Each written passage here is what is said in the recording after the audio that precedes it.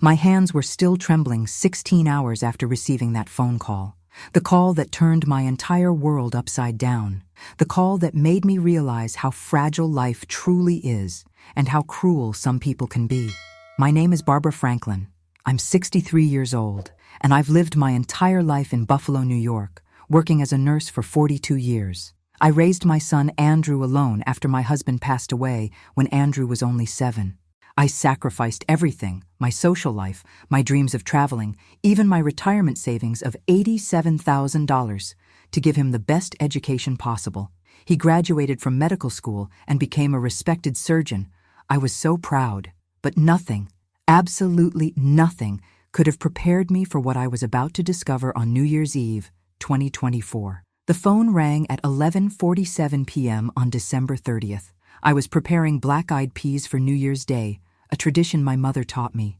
When I saw Buffalo General Hospital on the caller ID, my heart stopped. A nurse's voice, professional but trembling, told me my son Andrew had been admitted to the ICU. Septic shock, multiple organ failure. They didn't know if he'd make it through the night. "Where's his fiancée?" I demanded, my voice breaking. There was a pause. We haven't been able to reach her, Mrs. Franklin. We found your number as his emergency contact." That's when everything inside me shattered. I threw some clothes in a bag, my hands shaking so violently I could barely zip it closed. My neighbor drove me to the airport at 2 a.m. The 16-hour journey, 2 flights with a layover in Chicago, then a taxi ride through unfamiliar streets, felt like an eternity in hell. I kept calling Andrew's number. No answer. I called Melissa's number 17 times, straight to voicemail. Every single time. I prayed, I cried, I bargained with God. "Please, not my baby, not my only child. Take me instead." The elderly woman sitting next to me on the second flight held my hand without saying a word. She knew.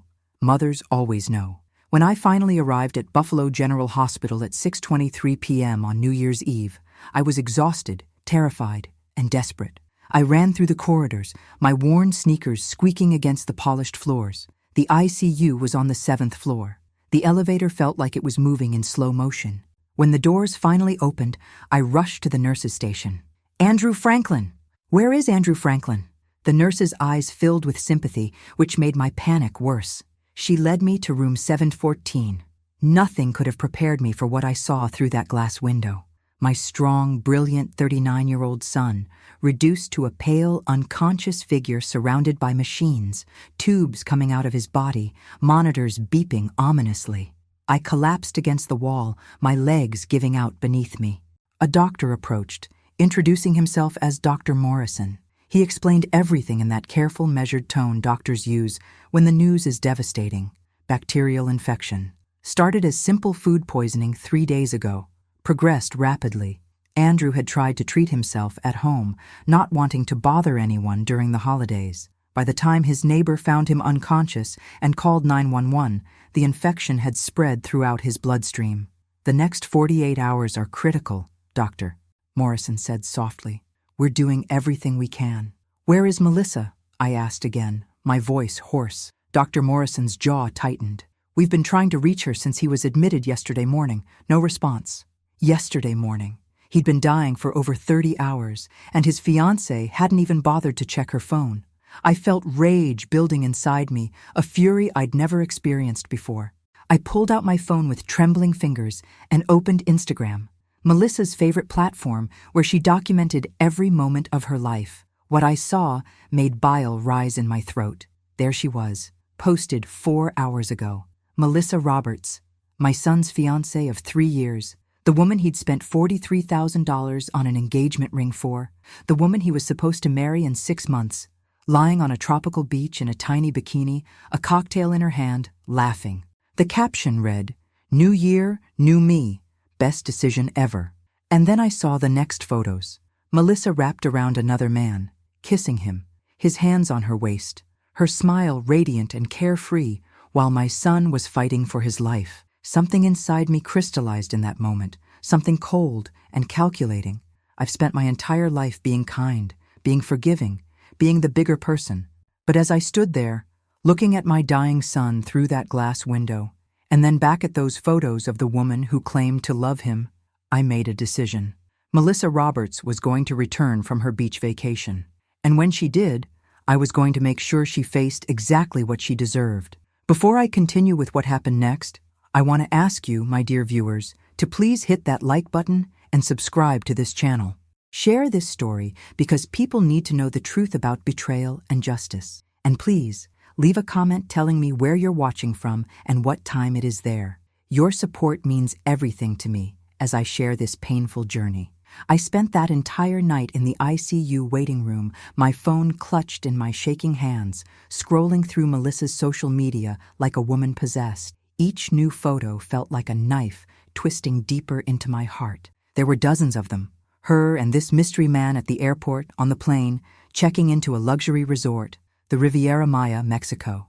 I recognized the turquoise waters from travel magazines I'd once dreamed of visiting. The resort's nightly rate? I Googled it.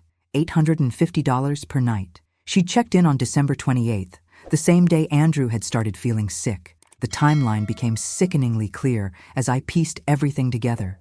Andrew had called her that day. I later learned from his phone records.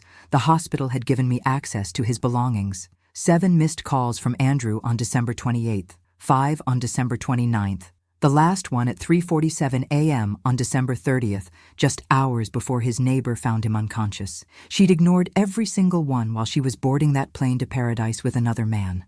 The nurses brought me coffee, which I didn't drink, food, which I couldn't eat. I just sat there, watching my son's chest rise and fall with the help of machines and planning. Around 4 a.m. on New Year's Day, I decided to call Melissa myself from the hospital's landline, a number she wouldn't recognize. She answered on the second ring, her voice bright and cheerful. "Hello?" The sound of her happy voice made me want to scream. "Melissa, this is Barbara Franklin, Andrew's mother." Silence. Long, heavy silence. "Oh, Barbara. Hi. How are you?" Her voice had changed, become guarded, nervous. "How am I?" I repeated slowly, my voice deadly calm. "My son is dying in the ICU. He's been here for 2 days. Where are you, Melissa?" I'm on a trip, a work trip, last-minute thing. I couldn't." "Stop lying." My voice cut through her excuses like a scalpel. "I've seen your Instagram. I've seen the photos. I've seen him." Another long pause. "Barbara, I can explain. You're going to come back, right now. You're going to get on the next flight to Buffalo, and you're going to come to this hospital. If you don't, I will make sure everyone, every single person in Andrew's life, in your family's life, in your workplace, knows exactly what kind of person you are." My voice was shaking now, tears streaming down my face. "My son might die, Melissa. Do you understand that? He might die believing you loved him." She started crying then, fake, manipulative tears I could hear right through the phone. "It's not what you think. Andrew and we had problems. He was always working, never had time for me. I met Marcus at the gym, and he actually pays attention to me. He makes me feel valued." I almost laughed at the absurdity. "So, while my son was vomiting blood and losing consciousness, you felt undervalued and decided a beach vacation with your gym boyfriend was the solution? You don't understand our relationship," she shouted. "You've never understood. Andrew is married to his work. I've been lonely for years." "Then you should have left him," I said coldly. "You should have been honest. You should have given him back the $43,000 ring, the $67,000 he spent on your MBA that you never finished, the $12,000 on your car repairs, and walked away with your dignity intact. Instead, you let him plan a wedding, let him believe you loved him, and then abandoned him to die alone while you spread your legs for another man on a beach." The words were harsh, crude even, but I meant every single one. She gasped. "How dare you speak to me like that? How dare I?" My voice rose. "How dare you?" I hung up on her then, my entire body shaking with rage and grief. The nurse at the station looked at me with understanding eyes. "Family drama?" she asked gently. "Something like that," I whispered. She squeezed my shoulder. "Your son's a fighter. His vitals have been slowly improving over the last few hours. Dr. Morrison is cautiously optimistic." Those words gave me a tiny spark of hope. Andrew was fighting. My strong boy was fighting to stay alive. And I was going to make sure he knew he was worth fighting for, and that the woman who'd betrayed him would face the consequences. Over the next 12 hours, I watched Melissa's Instagram stories in real time. She'd posted a tearful video explaining she had a family emergency and had to cut her trip short. The comments from her friends were sympathetic. "Hope everything's okay. Sending prayers. You deserve this vacation, babe." They had no idea. I screenshot every single post, every comment, every photo. Evidence. I was building a case, though I wasn't sure yet what I'd do with it. But nurses are methodical. We document everything. We prepare for every possibility. Melissa texted me from the airport. "Getting on flight now. Arrives Buffalo 9 p.m. tonight." "I'm sorry, Barbara. I really am. Sorry." The word felt meaningless, empty. But I texted back, "Thank you for coming. Andrew needs you." I needed her to think everything was fine, that I'd accepted her apology. The truth was, I'd been calling Andrew's friends, his colleagues, his groomsmen. I'd been telling them what happened. The word was spreading like wildfire. By the time Melissa's plane landed, 200 people knew the truth about her betrayal. But that was just the beginning of my plan. Dr. Morrison gave me an update at 7 p.m. "Andrew's responding to the antibiotics. His fever's down, kidney function is improving. He's not out of the woods yet, but we're hopeful. He might regain consciousness in the next 24 hours. I thanked God, I thanked the medical team, and I prepared for Melissa's arrival. I had exactly 2 hours to set everything up. 2 hours to create a moment that would change everything. The hospital staff, when I explained what I needed, didn't hesitate. They understood betrayal, they understood justice, and they were more than willing to help. Melissa Roberts walked through the hospital's main entrance at 9:17 p.m. on January 1st, pulling a small carry-on suitcase, her designer sunglasses perched on top of her head despite the winter darkness outside. Her tan was glowing, her hair perfectly beach-waved, and she was wearing a sundress under her winter coat, the same sundress from one of her beach photos. She looked around nervously, checked her phone, then headed toward the elevator. She didn't see me standing in the corner of the lobby, partially hidden behind a pillar, watching her every move. She looked guilty, but also annoyed, like she'd been inconvenienced. That expression would change very soon. I let her get into the elevator before I made my move. I'd spent the last 2 hours preparing something special on the 7th floor, with the help of the nursing staff and several of Andrew's friends who'd rushed to the hospital when they heard the news. My phone buzzed. It was Dr. Morrison. "She's in the elevator. We're ready." My heart pounded as I took the stairs, needing the physical exertion to calm my nerves. By the time I reached the 7th floor, I was slightly out of breath, but filled with a strange, cold determination. This was it. The moment of truth. The elevator doors opened, and Melissa stepped out into the ICU corridor. But something was different. The normally quiet, sterile hallway was lined with people, at least 30 of them, Andrew's medical school friends, his colleagues from the hospital where he worked, his groomsmen, his college roommate who'd flown in from Seattle overnight, and even some of my friends from Buffalo who'd known Andrew since he was a child. They stood in complete silence, lining both sides of the corridor like a gauntlet. Their faces were cold, expressionless. Not one person said a word. Melissa froze, her eyes darting from face to face, recognition dawning as she realized these were people who knew her, knew Andrew, knew what she'd done. What is this?" she whispered, her voice trembling. No one answered. The silence was deafening, broken only by the beeping of medical equipment and the hum of fluorescent lights. I stepped forward from where I'd been standing at the end of the hallway, near Andrew's room. "Walk," I commanded, my voice echoing in the silence. "Walk to your fiancé's room. Walk past every single person who loved him, who was here when you weren't. Walk." Melissa's face crumbled. Tears started streaming down her perfectly made-up face, leaving tracks of mascara. "Barbara, please. I can explain. I was scared. I didn't know how serious it was." "You didn't check," interrupted Michael, Andrew's best friend since college, his voice sharp and angry. "He called you 17 times. You ignored every single call." Melissa tried to walk quickly, to get through the corridor as fast as possible, but someone had placed photographs along the walls, enlarged printouts of her Instagram posts, her laughing on the beach, kissing Marcus, the cocktails, the sunset photos with captions about living her best life and new beginnings. And interspersed between those photos were screenshots of Andrew's missed calls to her, time-stamped. The visual timeline of her betrayal was undeniable, damning, devastating. She tried to cover her face, sobbing now, but there was nowhere to hide. "I'm sorry," she kept repeating. "I'm so sorry. I made a mistake." Jennifer, one of Andrew's surgical residents, stepped forward. "A mistake is forgetting an anniversary. A mistake is saying the wrong thing in an argument. What you did was deliberate cruelty. You chose vacation over him. You chose another man over him. You chose cocktails and beach selfies while he was dying." Melissa tried to defend herself. "You don't know what our relationship was like. You don't know how lonely I was. Andrew was never home, always at the hospital." "He was saving lives," I said coldly, stepping closer to her. "That's what surgeons do. That's what the man you claim to love dedicated his life to doing. And yes, it meant long hours. It meant sacrifices. But you knew that when you agreed to marry him. You knew that when you took his money for your degree, for your car, for your lifestyle. You took everything from him and gave him nothing but lies in return." My voice broke on the last word, and suddenly I wasn't just angry. I was devastated.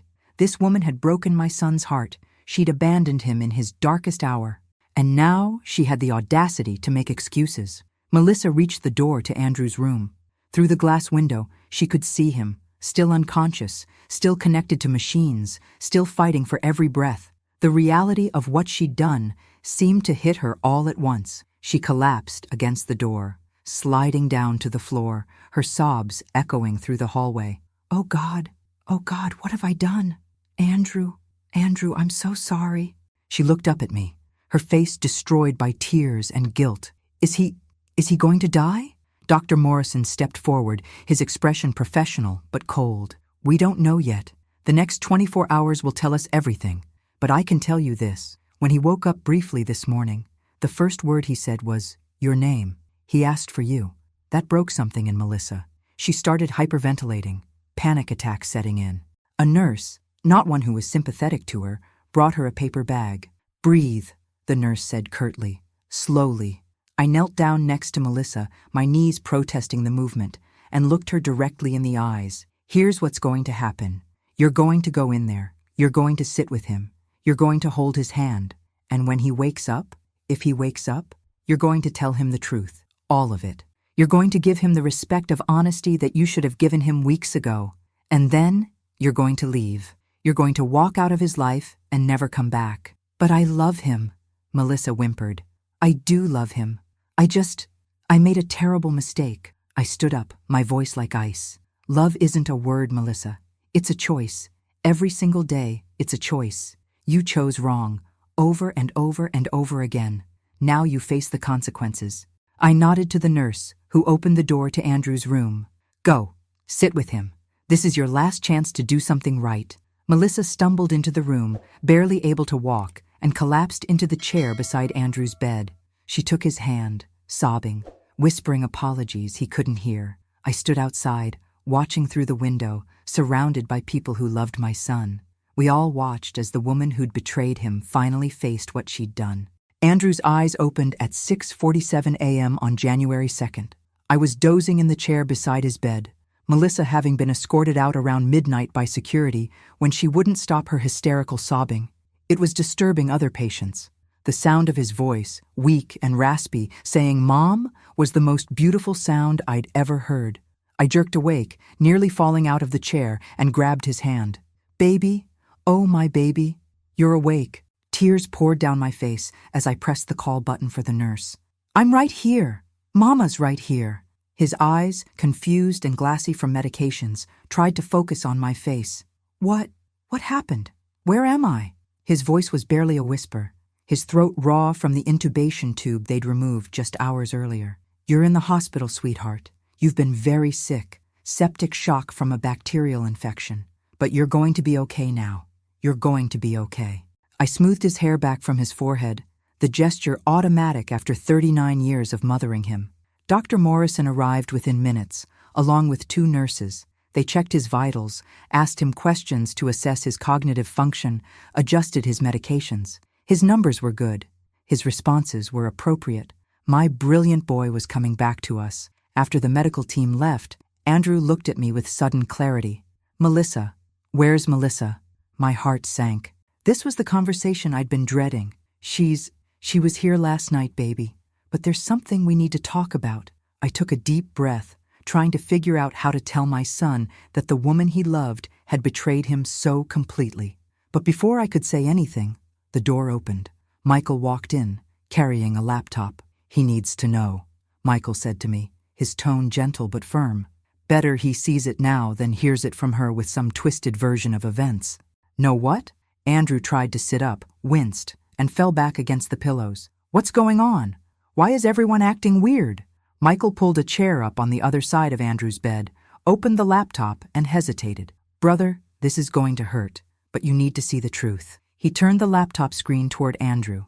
It showed Melissa's Instagram page, the photos from her beach vacation with Marcus. Andrew stared at the screen for a long moment, his face going through a series of expressions: confusion, disbelief, understanding, and finally, devastating heartbreak. When were these taken?" he whispered. "December 28th through yesterday," I said softly. "You were calling her, baby. You called her 17 times while you were sick, trying to get help. She was in Mexico with another man.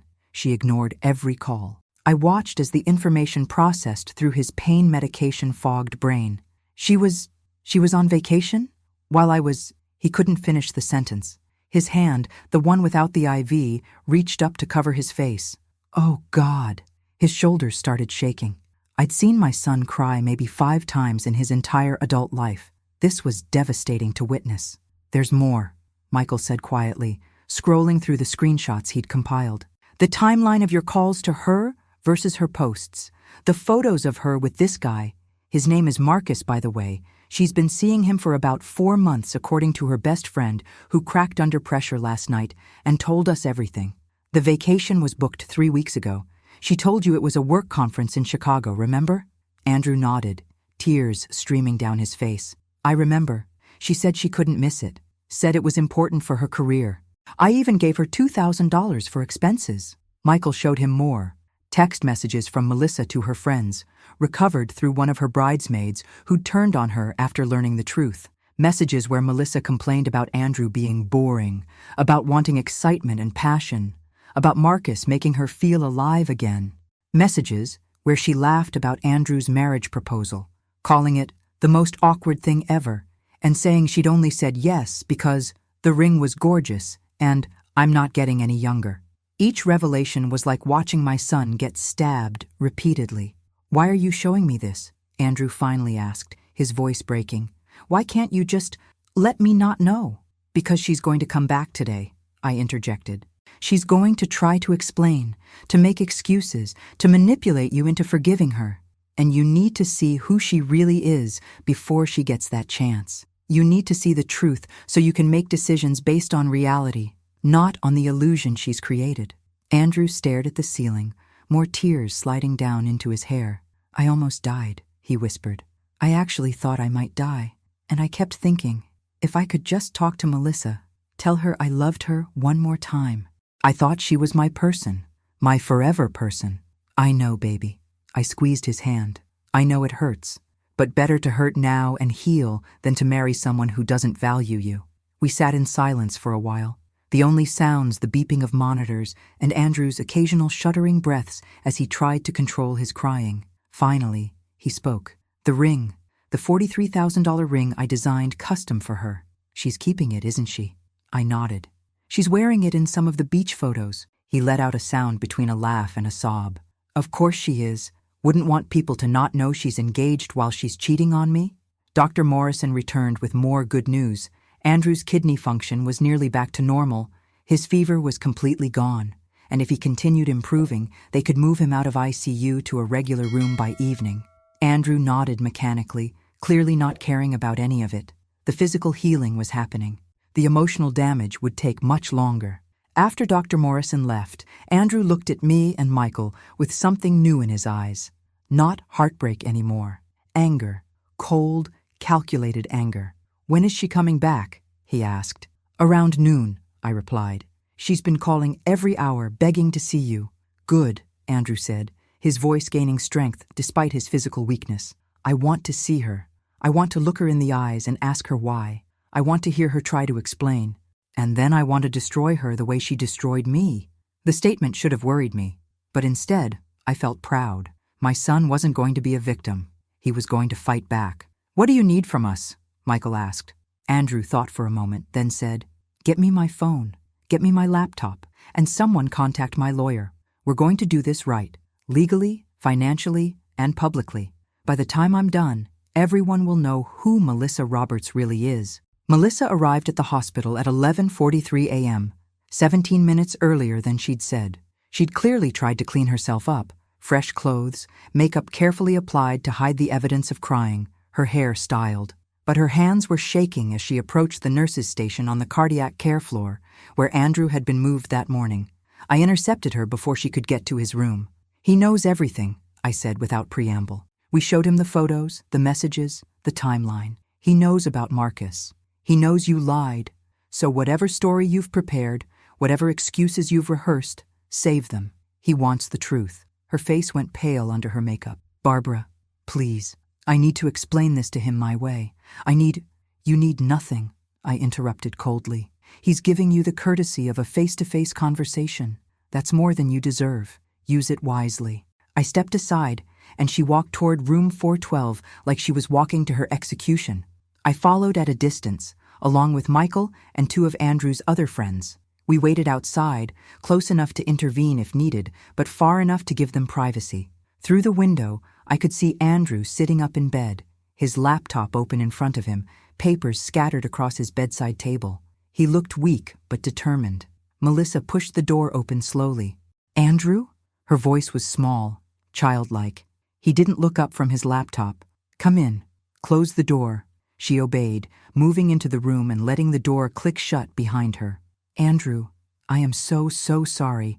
I don't even know where to begin. I was stupid, so incredibly stupid." "Stop," he commanded, his voice sharp enough to cut. He finally looked up at her, and even from outside I could see the coldness in his eyes. "Don't apologize. Don't cry. Don't perform. Just answer my questions truthfully. You owe me that much." She nodded, tears already forming despite his instruction not to cry. "How long?" Andrew asked. "How long have you been sleeping with Marcus?" Melissa flinched. 4 months. We met at the gym in September. It started as just talking, then coffee, then more. Andrew's jaw tightened. 4 months. So through Halloween, Thanksgiving, Christmas, through all the wedding planning, through every time I told you I loved you, every time we made love, every time I talked about our future together, you were fucking someone else. The crude language wasn't like Andrew, but pain makes us different people. Melissa sobbed. "It wasn't like that. I still loved you. I still do love you." "Don't," he interrupted harshly. "Don't insult me with that lie." He turned his laptop around to show her the screen. I couldn't see what it was from outside, but Melissa's reaction told me everything. She went completely white and stumbled backward. "Where did you get those?" she whispered. "Your friend Rachel gave them to my lawyer this morning," Andrew said. "Apparently your betrayal was so spectacular that even your own friends turned on you. These are text messages between you and Marcus, dated 2 weeks ago. Let me read you my favorite one." He cleared his throat dramatically. "Andrew proposed last year, and I said yes because the ring was expensive, and I figured I could always divorce him later if I got bored. Plus, he makes good money. But honestly, Marcus, you're so much better in bed and actually pay attention to me. I think I'm going to call off the wedding and just string Andrew along for a few more months while I figure things out." The silence that followed was deafening. Melissa opened her mouth several times, but no words came out. I didn't mean that. I was angry. We'd had a fight about you working late again, and I was venting. "A fight I don't even remember," Andrew said, "which means it was probably something completely trivial. And your response to a trivial fight was to plot my financial exploitation and mock our relationship to your affair partner. That's who you are, Melissa. That's who you've always been. I just couldn't see it." He picked up a document from his bedside table. "This is a notice of intent to sue for return of all monetary gifts given during our relationship based on fraudulent pretenses. My lawyer will send the full lawsuit later today." Melissa's face went from white to red. "You can't sue me. Gifts are gifts." "Actually," Andrew said calmly, "according to New York state law, an engagement ring is a conditional gift given in contemplation of marriage. Since you had no actual intention of marrying me, as evidenced by your own text messages, the ring and all other engagement-related gifts must be returned. That's $43,000 for the ring, $15,000 for the wedding deposit you insisted we pay early, And $7,000 for the engagement party I threw for you. That's $65,000. Then there's the $67,000 I spent on your MBA tuition when you promised you'd finish the degree and contribute to our household. You never finished, so that's breach of an oral contract. The $12,000 for your car repairs, the $8,000 I lent you to pay off your credit cards. All told, you owe me $152,000. I nearly gasped from outside. I knew Andrew had been generous with Melissa, but I hadn't realized the full extent. $152,000. That was money he'd earned through years of grueling medical training and surgical shifts. Money he'd given to a woman who'd seen him as an ATM machine with benefits. Melissa started hyperventilating again.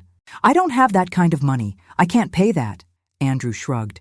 Then we'll garnish your wages, or you can sell the ring and return all the other items you purchased with my money. My lawyer gave me a list. The designer handbags, the jewelry, the laptop I bought you. We've documented everything. This is insane, Melissa shouted. You're being vindictive and cruel. I'm being cruel. Andrew's voice rose for the first time, filled with genuine anger. I almost died, Melissa. I was hours away from complete organ failure. I called you 17 times begging for help, and you ignored me so you could fuck your gym boyfriend on a beach. I gave you everything.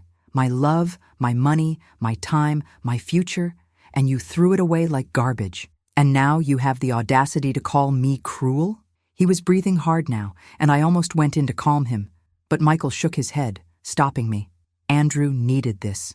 Melissa collapsed into the chair, sobbing uncontrollably. I'm sorry. I'm so sorry. I know I don't deserve forgiveness, but please, Andrew, please don't destroy my life over a mistake. Andrew's laugh was bitter. Your life? What about mine? What about the life I planned around you? The house I was going to buy for us. I already had the down payment saved, $75,000. The children I wanted to have with you. The 40 or 50 years I thought we'd have together. You destroyed that. You destroyed me. All I'm doing is getting back my money. He pressed the call button, and a nurse entered immediately. Please escort Ms. Roberts out. She's no longer welcome in my room. As security arrived, I'd requested their presence earlier. Melissa made one last desperate attempt. I love you, Andrew. I made mistakes, but I do love you. Please don't do this. We can go to counseling. We can fix this. Get out, Andrew said, his voice completely flat now, emotionless. Get out and never contact me again. All communication goes through my lawyer from this point forward. You have 48 hours to return the ring and any other items purchased with my funds or the lawsuit proceeds. Your choice. Melissa was physically escorted from the room, her wails echoing down the hallway. Patients in other rooms actually opened their doors to see what the commotion was about. Once she was gone, Andrew's hard facade crumbled. He started crying, great heaving sobs that shook his whole body. I rushed into the room and held him while he fell apart. I loved her, Mom. He sobbed into my shoulder. I really loved her. How could she do this to me? I don't know, baby, I whispered, my own tears falling into his hair. Some people are just broken inside. But you're going to be okay. I promise you, you're going to survive this and come out stronger. As I held my son and felt him cry, I made a silent vow. Melissa Roberts wasn't just going to return the money. She was going to face consequences that would follow her for years to come. Over the next week, while Andrew recovered physically in the hospital, I watched my son transform. The heartbroken man who'd cried in my arms became someone harder, sharper, more calculating. He dove into building his legal case against Melissa with the same intensity he'd once applied to his surgical training. His lawyer, Marcus Chen, yes, coincidentally also named Marcus, which Andrew noted with bitter irony, visited daily with new documents, strategies, and updates. The lawsuit wasn't just about money anymore. It was about justice, about accountability, about making sure Melissa couldn't do this to someone else. We've gathered some interesting information, Marcus Chen told us on January 7th, spreading documents across Andrew's hospital tray table. Your fiancée has been living beyond her means for quite some time. Credit card debt of $43,000, separate from what you paid off for her. A personal loan of $18,000 from a payday lending company. She's 3 months behind on her car payment, the car you paid to fix. Frankly, Andrew, she was likely dating you primarily for financial support. This Marcus character she's been seeing, He's a personal trainer making about $35,000 a year. He can't support the lifestyle she wants. Andrew's expression didn't change. He'd moved beyond hurt into cold analysis. What does this mean for the lawsuit? Marcus Chen smiled. It means she's judgment-proof in the traditional sense. Can't squeeze blood from a stone. But it also gives us leverage. She has two choices. Return every single item purchased with your money, including the ring, within 30 days, or face bankruptcy when we get a judgment and enforce it aggressively.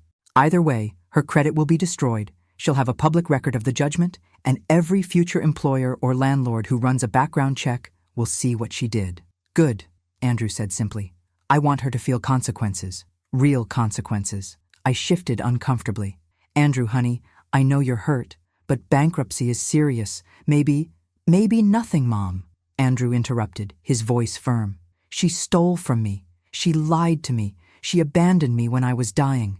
If the genders were reversed, everyone would be calling for my head. Why should she get sympathy? He was right, and I knew it, but it still felt harsh. Then again, Melissa had been harsh. She'd shown my son no mercy. Why should he show her any? The lawsuit was filed on January 9th. The local news picked it up by January 11th. Buffalo surgeon sues fiancée who vacationed while he nearly died. The story went viral. Within 48 hours, Andrew's case was on national news. People magazine called. The Today Show wanted an interview. Andrew declined all of them. He wasn't interested in fame or sympathy. He was interested in winning.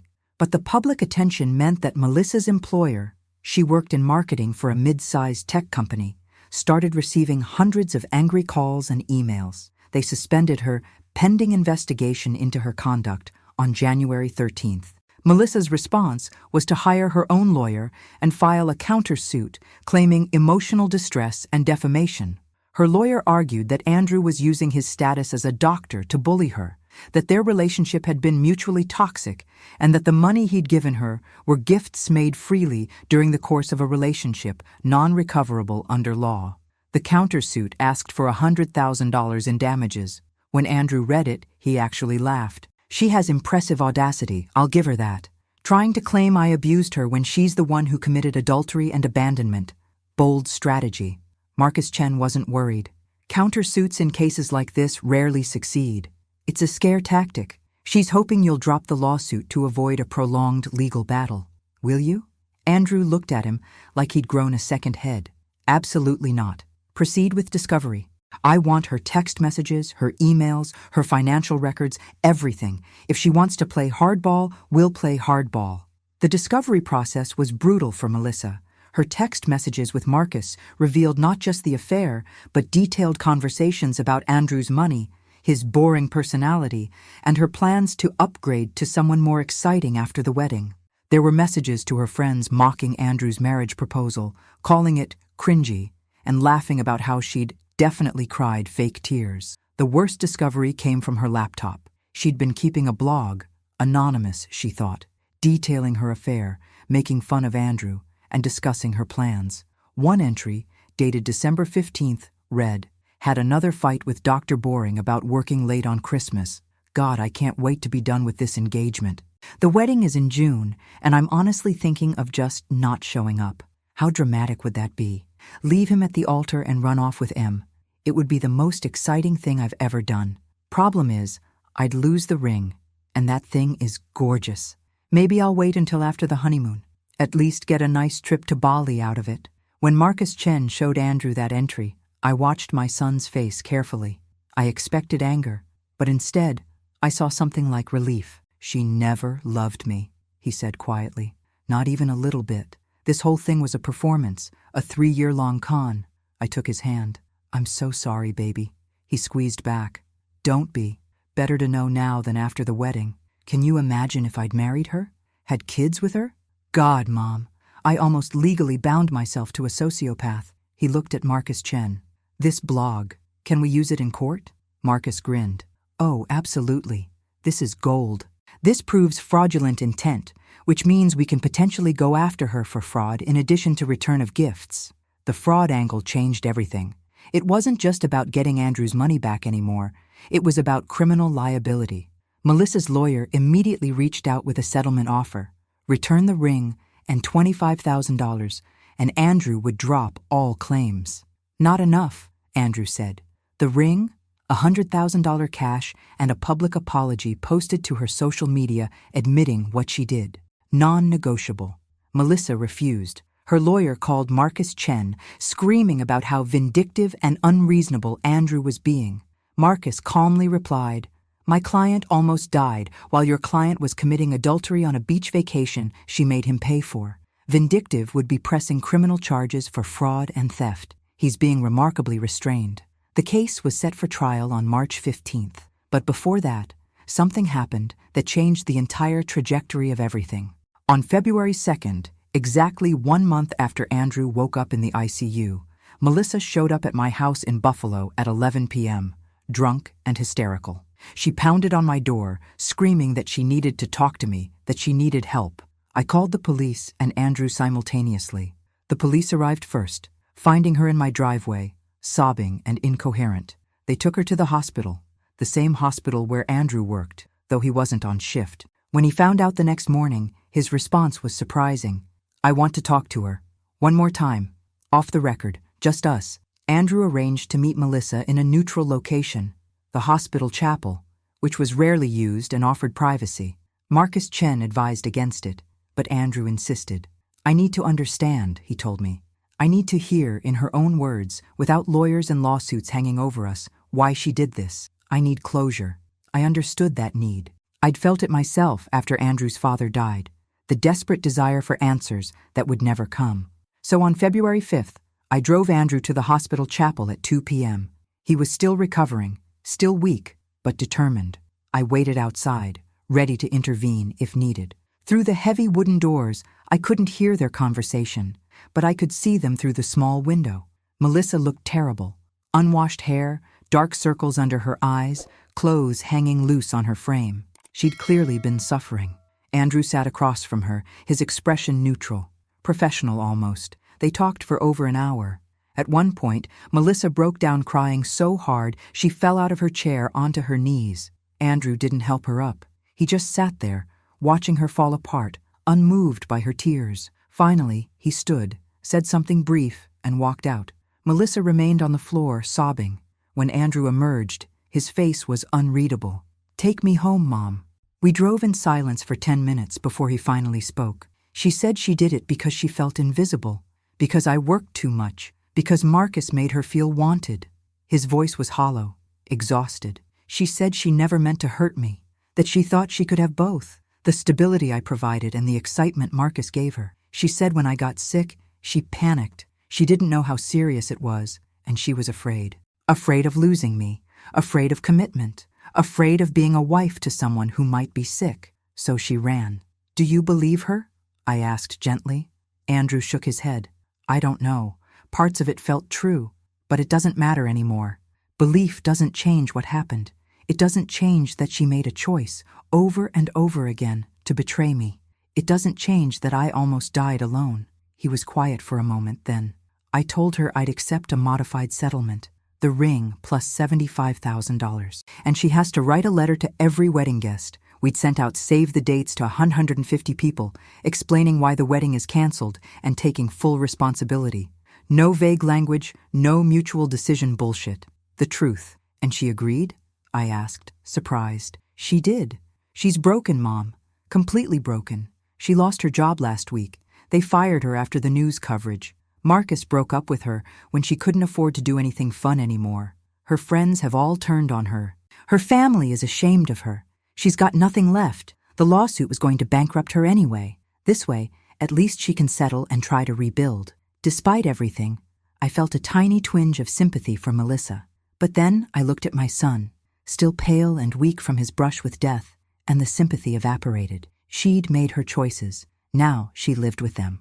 The settlement was finalized on February 12th. Melissa returned the ring, appraised and confirmed authentic, and signed a payment plan for $75,000 at $2,000 per month for just over 3 years. If she missed a single payment, the full amount became due immediately and the original lawsuit would be refiled. She also sent the letters to all 150 wedding guests.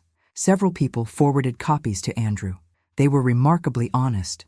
I cheated on Andrew for 4 months with another man.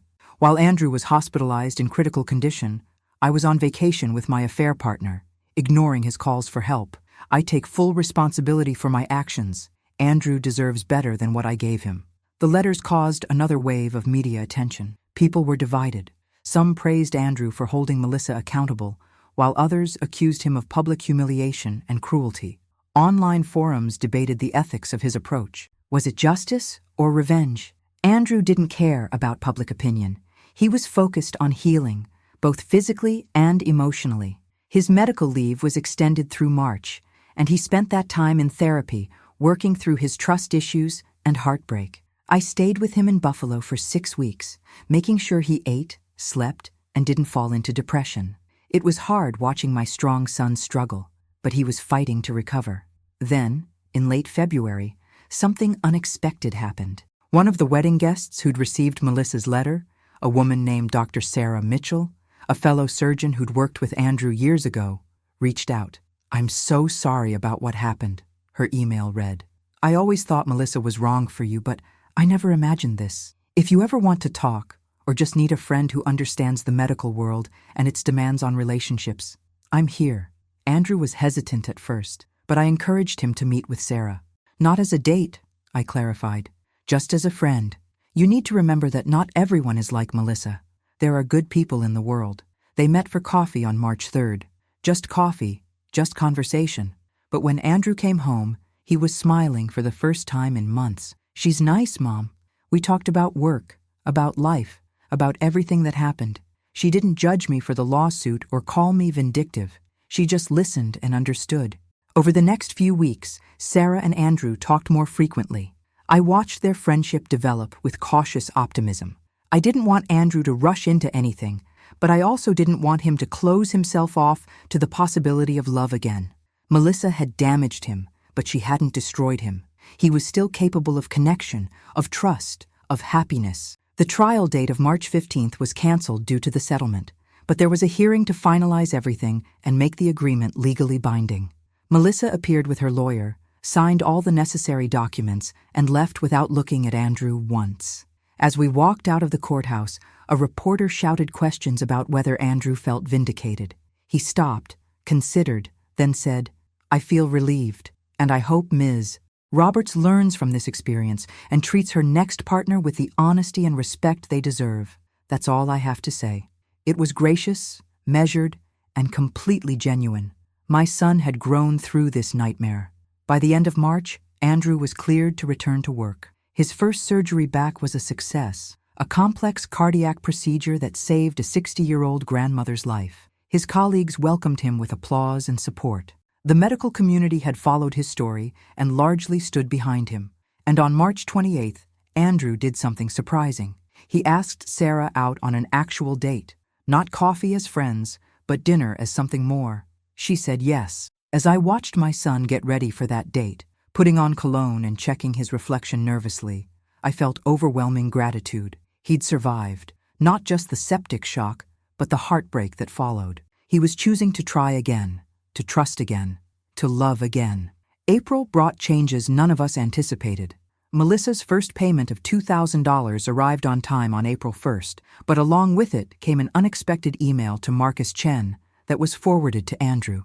In it, Melissa wrote, "I know Andrew doesn't want to hear from me, and I respect that, but I need him to know that I've started therapy. Real therapy, 3 times a week. I'm dealing with issues I've ignored my whole life. Fear of commitment, need for validation, selfishness. None of this excuses what I did, but I want him to know I'm trying to become a better person. Not for him, not to get him back, but for me. I owe myself that much." Andrew's response surprised me. "Good," he said simply. "I hope she does become better. I hope she gets help and never does this to anyone else." There was no bitterness in his voice, no anger, just peace. He was truly moving on. His relationship with Sarah was progressing naturally, carefully. They'd been on 5 dates by mid-April, and I could see him starting to open up, to trust again. Sarah was patient, understanding about his trauma, never pushing him for more than he was ready to give. She was exactly what he needed, someone steady, honest, and emotionally mature. Then, on April 18th, something happened that threw us all for a loop. Marcus, the other Marcus, Melissa's former affair partner, showed up at Andrew's workplace asking to speak with him. Security nearly threw him out, but Andrew, curious about what the man could possibly want, agreed to meet him in the hospital cafeteria. I wasn't there, but Andrew told me everything that evening. Marcus, the trainer, was contrite, ashamed, and desperate to apologize. "I didn't know you were sick," he told Andrew. "I swear to God, I didn't know. Melissa told me you two were basically over, just hadn't made it official yet. She said you were cold and distant and didn't care about her anymore." "And you believed her?" Andrew asked, his voice carefully controlled. Marcus shook his head miserably. "I wanted to believe her because I liked her, and I didn't want to be the bad guy. But after everything came out, after I saw the timeline and realized what she'd done, man, I felt sick. I broke up with her immediately. I couldn't be with someone who could do that, and I needed to tell you. I'm sorry. I'm sorry I was part of hurting you. If I'd known the truth, I never would have touched her." Andrew studied him for a long moment, then said, "You're not the villain here, Marcus. She lied to both of us. She manipulated both of us. I don't forgive you for sleeping with my fiancée, but I understand you were working with false information." They didn't become friends. That would be asking too much, but they parted on neutral terms. Andrew told me he felt lighter after that conversation, like another piece of the puzzle had fallen into place.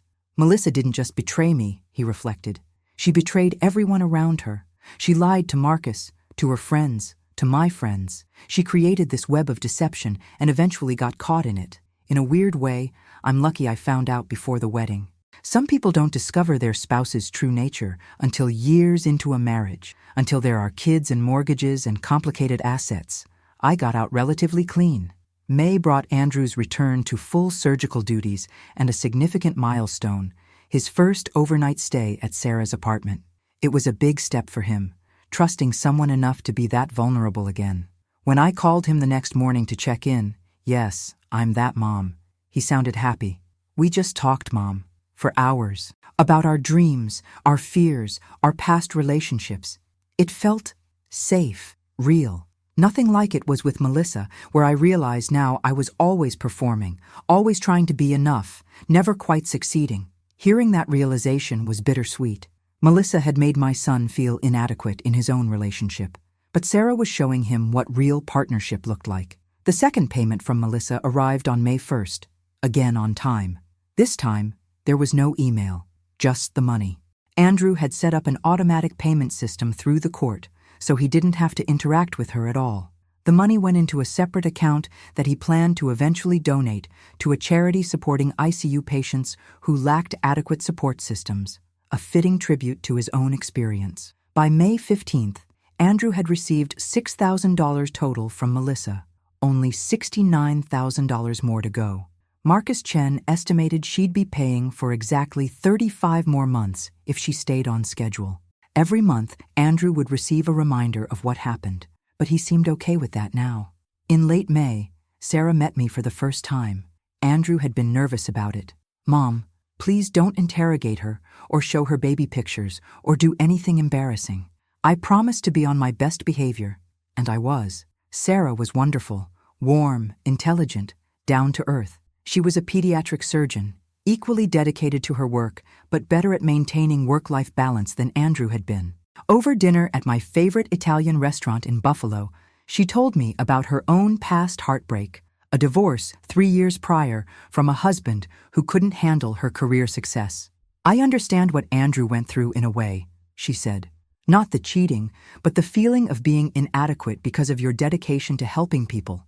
It's hard finding a partner who gets that we became doctors to save lives, not to neglect our relationships." I watched Andrew's face as Sarah spoke, saw the understanding and connection between them, and felt genuine hope. This woman could be good for my son. This could be something real and lasting. After dinner, Andrew walked Sarah to her car, and I saw them kiss, gentle, tender, full of promise. When Andrew came back, I hugged him tight. "I like her, baby. I like her a lot." He hugged me back. "So do I, Mom. So do I." It felt like we were finally truly moving past the nightmare of New Year's Eve.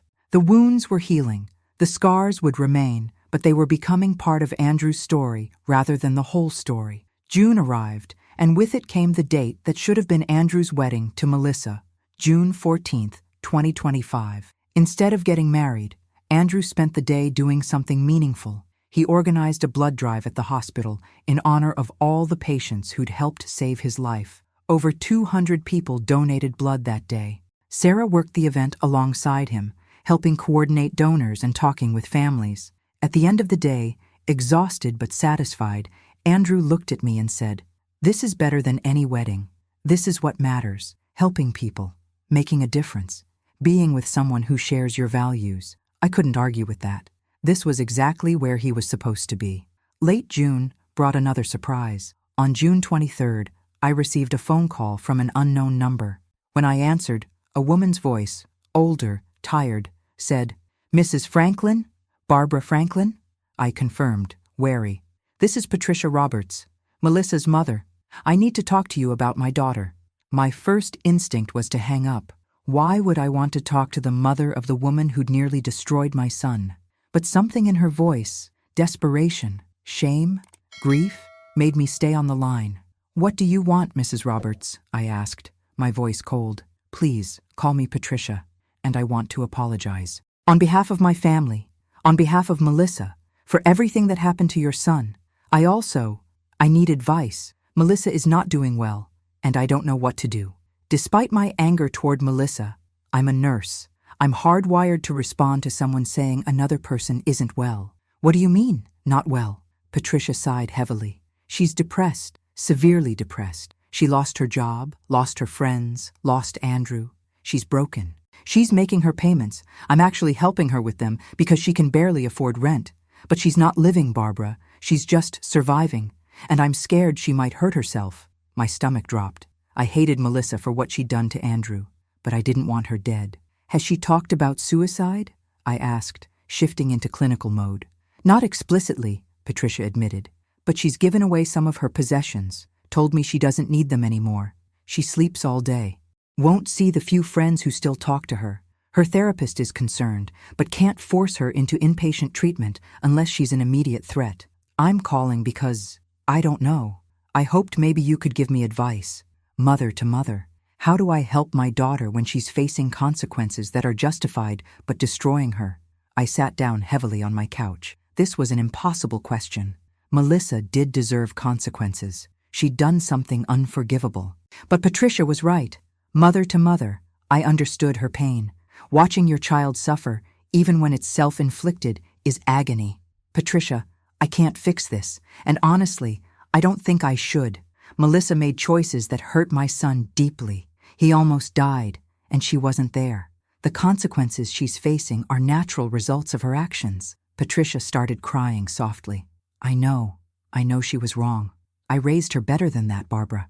I don't know where I failed, but somewhere along the line, she became someone I don't recognize." "You didn't fail," I found myself saying, surprising even myself. "Andrew is a good man, and I like to think my parenting had something to do with that. But he made his own choices to be good. Melissa made her own choices too. You're not responsible for those." We talked for another 30 minutes. I gave Patricia the number for a crisis counselor I knew, suggested she check on Melissa daily, and advised her to take any suicide talk seriously, even if it seemed manipulative. I also said something I wasn't sure I believed yet. "Tell Melissa that Andrew doesn't hate her. He's moved on, and if she's serious about getting better, about becoming a person she can respect, she can move on too. This doesn't have to define her forever." After I hung up, I sat in silence for a long time. Should I tell Andrew about this call? He was doing so well, so happy with Sarah. Did he need to know Melissa was struggling? I ultimately decided he deserved to know, not to change anything, but just to be aware. When I called him, his response was measured. "I'm sorry she's suffering," he said carefully. "I genuinely am, but I can't fix her, Mom. I can't be responsible for her mental health. I hope she gets better, but that's her journey, not mine." It was the healthiest, most appropriate response possible. Andrew had learned to set boundaries, to protect his own well-being. I was proud of him. 2 days later, on June 25th, I received a letter in the mail. No return address, but I recognized the handwriting from the settlement documents. It was from Melissa. Inside was a single handwritten page. "Mrs. Franklin, I don't expect you to read this, and I wouldn't blame you if you burned it immediately. But I needed to write it anyway. I'm sorry. I'm so sorry for what I did to Andrew. There's no excuse, no justification. I was selfish, cruel, and cowardly. Andrew deserved so much better than what I gave him. I'm glad he survived. I'm glad he's moving on.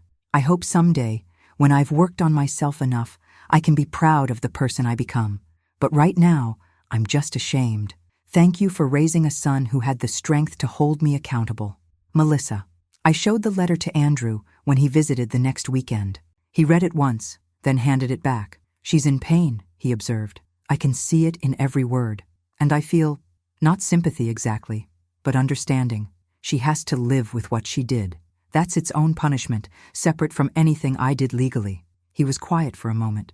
Do you think I was too harsh, Mom? Be honest. I considered carefully. I think you were exactly as harsh as you needed to be. You set boundaries, demanded accountability, and protected yourself. That's not cruelty. That's self-respect. Would you have been kinder if the roles were reversed? If you'd cheated on her and ignored her while she was dying? Andrew shook his head firmly. I wouldn't have done that to anyone, regardless of our relationship. Exactly, I said. You're a good person, Andrew. What you did wasn't about punishment or revenge. It was about justice. There's a difference. He hugged me then, and I felt him relax against me. Thank you, Mom, for everything. For being there in the hospital, for supporting me through all of this, for helping me see clearly when I was too hurt to think straight. I couldn't have gotten through this without you. Tears filled my eyes. That's what mothers do, baby. We show up, always. August arrived with surprising speed, bringing warm summer days and a sense of normalcy I'd feared we might never reach. Andrew and Sarah had been dating for 5 months, and their relationship had a solidity that Andrew's engagement to Melissa never possessed. There was trust, mutual respect, and genuine partnership. On August 10th, Andrew called me with news. Mom, Sarah and I are taking a vacation together. 2 weeks in Italy. I need your blessing. I laughed. Andrew, you're 39 years old. You don't need my blessing to take a vacation. But he insisted. After everything that happened, after Melissa's vacation destroyed my life, I need to know you're okay with me traveling with someone. I'm not just okay with it, I told him warmly. I'm thrilled. Sarah is wonderful, and you deserve happiness. Go to Italy, eat pasta, drink wine, fall more in love. You have my complete blessing. They left on August 15th, and I received daily photos. Them at the Colosseum, at the Trevi Fountain, eating gelato in Florence. Andrew looked truly happy, unguarded in a way he'd never been with Melissa. When they returned on August 30th, tanned and relaxed, Andrew told me about a conversation they'd had in Venice. Sarah asked me about my past, about Melissa. I told her everything, the betrayal, the lawsuit, all of it, and she said something that really struck me. What did she say? I asked, curious. Your past doesn't scare me, Andrew. It shows me that you value honesty and loyalty. It shows me you don't accept being treated poorly. That's attractive. Mom, she sees my baggage as a positive. She understands that I came out of that situation stronger, not broken. It made me realize I'm not damaged goods. I'm just someone who learned important lessons the hard way. Hearing that realization was everything I'd hoped for. Andrew wasn't letting Melissa's betrayal define him. He was using it as a foundation to build something better. September brought Melissa's final Instagram post before she deleted her account entirely. It was a simple image of a sunrise with text, starting over, becoming better, grateful for second chances. Andrew saw it. Friends still monitored her social media and occasionally sent him updates, and his response was kind. Good for her. I hope she finds peace. There was no sarcasm, no bitterness. He meant it. He'd truly forgiven her. Not in the sense of excusing her actions or wanting her back in his life, but in the sense of releasing the anger and pain. She'd become a chapter in his past, not the entire story. By October, Andrew had received 10 payments from Melissa, totaling $20,000. He donated it all to the ICU Family Support Fund at Buffalo General Hospital, a charity that helped families with expenses while their loved ones were hospitalized. The fund provided meal vouchers, parking passes, and temporary housing for out-of-town family members. This is what that money should do, Andrew explained when announcing the donation. It should help people, not sit in my account reminding me of what happened. Every month, Melissa's payment will help a family going through what my mom went through, watching someone they love fight for their life. The media coverage of the donation was positive, finally portraying Andrew as something other than the vindictive surgeon some outlets had called him during the lawsuit. People recognized that he'd used a painful situation to create something meaningful. Comments on the articles praised his generosity and noted that he'd never really been after the money.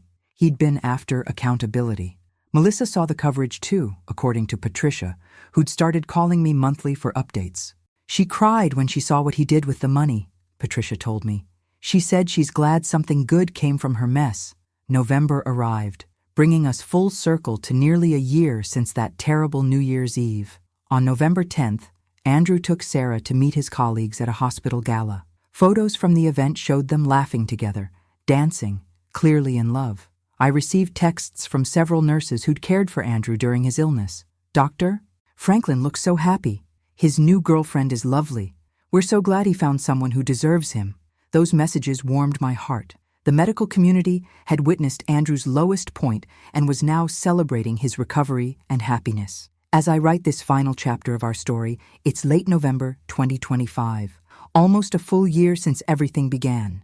Andrew is thriving professionally. He was recently promoted to Chief of Cardiac Surgery, the youngest person to ever hold that position at his hospital. Sarah has been talking about the future with him, about marriage and children and building a life together. He's ready for that now, ready to try again with someone who values him. Melissa continues to make her payments on time, continues to work on herself in therapy, continues to try to rebuild a life she destroyed through her own choices. As for me, I return to my own life in Buffalo, but with a deeper appreciation for the fragility of everything we take for granted. That phone call on New Year's Eve changed all of us. Andrew, me, even Melissa. We were all forced to confront hard truths about love, loyalty, and consequences. Would I choose for Andrew to go through that trauma? Never. But has he emerged stronger, wiser, more capable of recognizing and building healthy relationships? Absolutely. Sometimes our worst moments lead to our greatest growth. So what's the lesson in all of this? What's the moral of our painful story? I think it's this. Actions have consequences. Betrayal has a cost. But survival is possible. Healing is possible. Starting over is possible. Andrew almost died, almost lost everything. But he fought back, against the infection in his body and against the betrayal in his heart. He demanded accountability, not out of cruelty, but out of self-respect. And in doing so, he showed himself and everyone watching that he valued his own worth. That's powerful. That's what I want people to take from our story. If you've made it to the end of this journey with us, thank you. Thank you for listening to our story, for witnessing our pain and our healing. I hope it helps someone out there who's facing their own betrayal, their own heartbreak, their own seemingly impossible situation. You can survive it. You can demand better. You can heal and love again. Don't ever let anyone make you feel like you deserve less than honesty, loyalty, and respect in your relationships. Before I finish, I want to ask you to please subscribe to this channel. Hit that like button if this story moved you, and leave a comment telling me where you're watching from and what time it is there. Your support means everything and helps us share these important stories with more people. And remember, you are worth fighting for. You are worth standing up for yourself. You are worth demanding the love and respect you give to others. My name is Barbara Franklin. I'm 63 years old. I'm a mother who almost lost her son twice, once to an infection, once to heartbreak, but we survived. We thrived, and we're here to tell you that you can too. Thank you for being part of our journey.